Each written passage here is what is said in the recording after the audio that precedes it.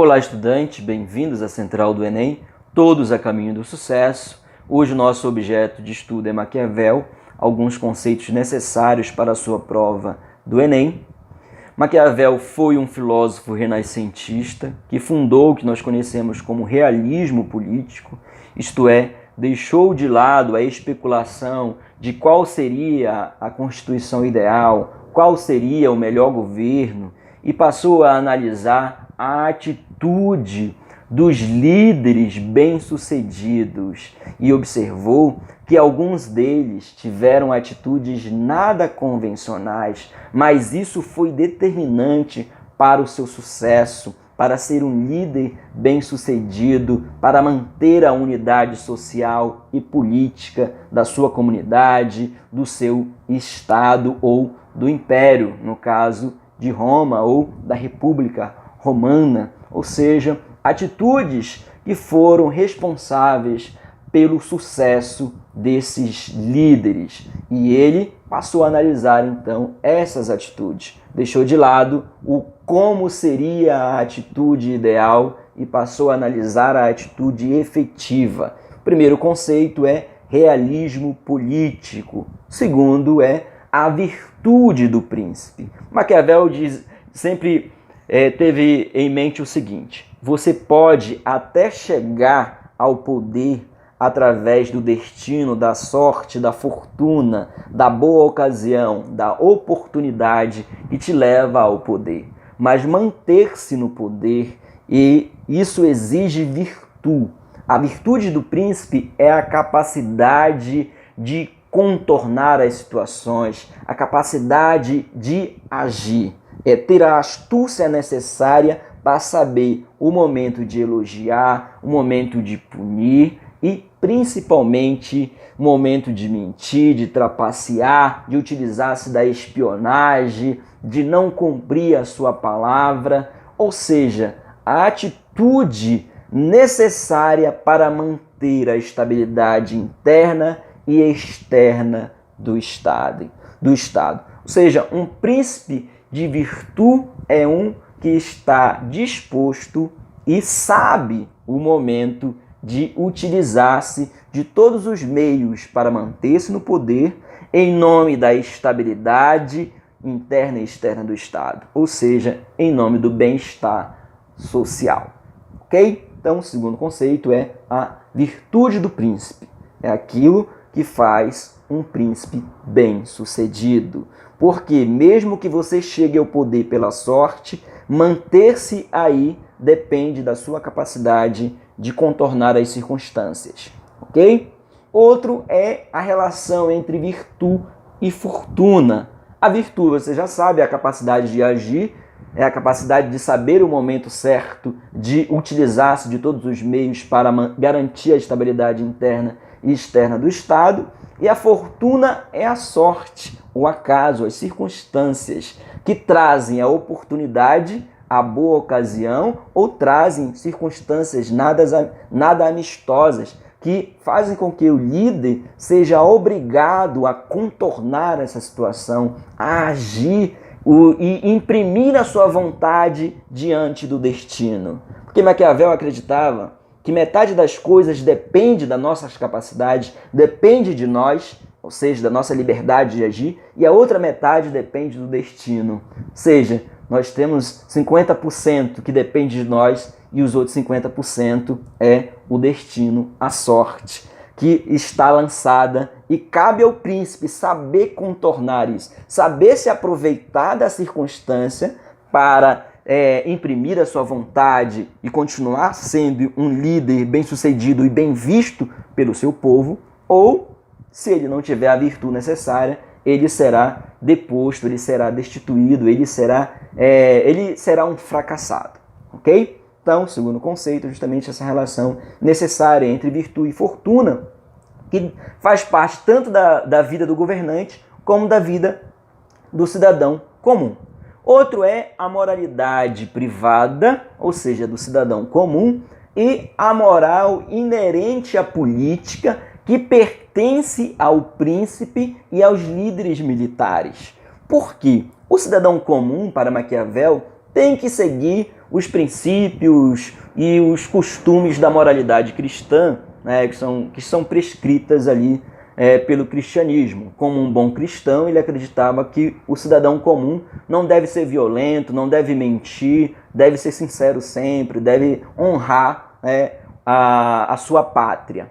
Enquanto que o príncipe, ele não está dentro dessa moralidade comum, dessa moralidade privada, porque dele não depende apenas o seu próprio destino, a sua própria sorte. Dele depende a estabilidade interna e externa, o bem-estar da coletividade. Ou seja, ele tem o destino de muitas pessoas em suas mãos e ele não pode estar preso, ou ele será um líder fracassado, ele não conseguirá manter essa estabilidade e a segurança do seu povo.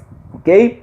Então, o príncipe segue uma moral inerente à política, que é uma moral prática, baseada nos resultados, naquilo que é útil para o Estado. Ou seja, o líder deve ser avaliado não pela sua conduta em si, mas pelos resultados que ela irá trazer para a sociedade. Ou seja, se a atitude do príncipe não foi de violência, ele trapaceou, ele mentiu, mas isso beneficiou o Estado, beneficiou a coletividade, então ele deve ser julgado justamente por isso, pelo resultado. Ele foi bem sucedido, então foi uma boa conduta. A política tem a sua própria moralidade, ok?